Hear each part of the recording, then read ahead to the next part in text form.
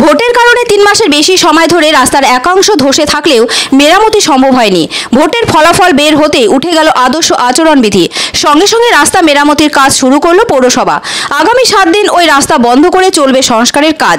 জানা যাচ্ছে, দীর্ঘদিন ধরে নদিয়া জেলার নবদ্বীপ পৌরসভার অন্তর্গত মালঞ্চপাড়ায় বুড়ো কালীতলা মোড়ে রাস্তার একাংশ ধসে গিয়েছিল, কিন্তু প্রশাসন রাস্তা সংস্কারের উদ্যোগ দেখায়নি।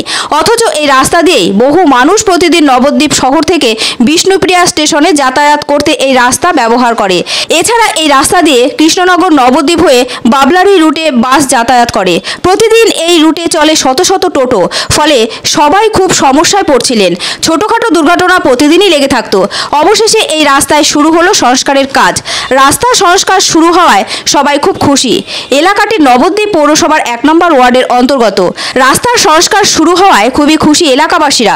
তবে তারা দাবি করেন, এই রাস্তা আগেই সংস্কার হওয়া উচিত ছিল। বিষয়টি মেনে নেন নবদ্বীপ পৌরসভার 1 নম্বর ওয়ার্ডের কাউন্সিলর বৃন্দাবন মণ্ডল। তিনি বলেন, রাস্তাটি বহুদিন ধরে ধসে ছিল, তবে মাধ্যমিক ও উচ্চ মাধ্যমিক পরীক্ষা থাকায় আমরা সে সময় সংস্কার করতে পারিনি। কারণ সে সময় রাস্তা বন্ধ করে সংস্কার করলে মাধ্যমিক ও উচ্চ মাধ্যমিক পরীক্ষার্থীদের খুবই সমস্যা হতো। ভেবেছিলাম উচ্চ মাধ্যমিক পরীক্ষা শেষ হলে এই রাস্তা সংস্কার করা হবে, কিন্তু পরীক্ষা শেষ হতেই ভোটের দামামা বেজে যায়।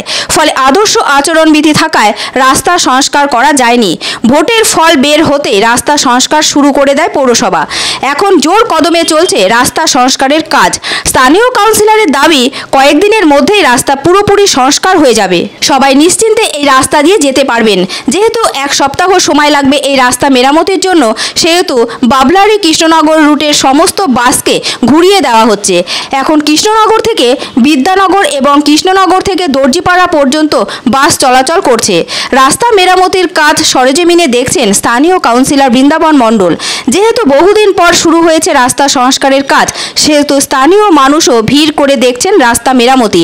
আসলে দীর্ঘদিনের দাবি পূরণ হওয়ায় সবাই খুবই খুশি। রবিবার বুড়ো কালীতলা মোড়ে বেশ কয়েকজন শ্রমিক ভাঙ্গা রাস্তা খুঁড়ে ফেলেন। তারপর সেগুলো পাশে সরিয়ে নতুনভাবে রাস্তা সংস্কারের জন্য ক্ষেত্র প্রস্তুত করতে থাকেন। এখন বেশ কয়েকদিন ধরে এখানে চলবে চরম কর্মব্যস্ততা। তারপর রাস্তা সংস্কার সম্পূর্ণ হলে নতুন করে শুরু হবে যান চলাচল। এটা শুরু হওয়ার কথা ছিল আগেই, যখন আমরা ভেবেছিলাম করব তখন মাধ্যমিক পরপর উচ্চ মাধ্যমিক, যার ফলে এটা মেন রাস্তা বাবলারির সঙ্গে বাসের কানেকশান।